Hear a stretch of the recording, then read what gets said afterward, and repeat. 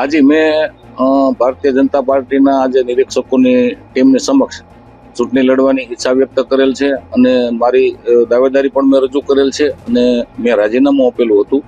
તો હું આશા રાખું છું કે પાર્ટી બધું વ્યવસ્થિત વિચારશે અને વ્યવસ્થિત નિર્ણય કરશે એવો આશાવાદ ધરાવું છું.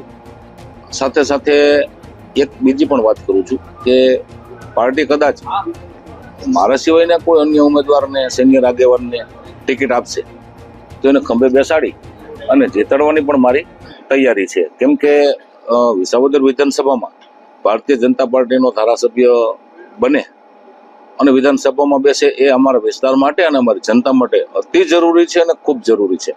તો કોણ ધારાસભ્ય બને એ એટલું બધું મહત્વનું નથી જેટલું મહત્વનું ભારતીય જનતા પાર્ટીનો ધારાસભ્ય બને એ મહત્વનું છે. તો ભારતીય જનતા પાર્ટીનો અહીંથી ઉમેદવાર ચૂંટણી જીતે એ મારો પ્રથમ પ્રયાસ રહેવાનો છે.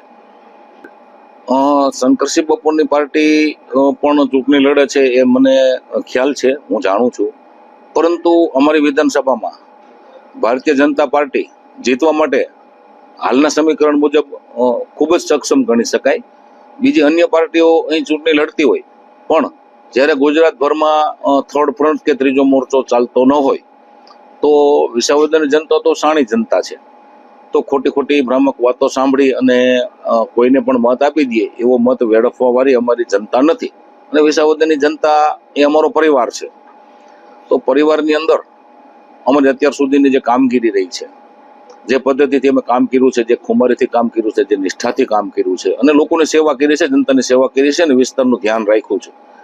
તો ભારતીય જનતા પાર્ટીના ઉમેદવારને અહીંથી ન ભૂતો ન ભવિષ્ય વિજય મળે એવું મને લાગે છે.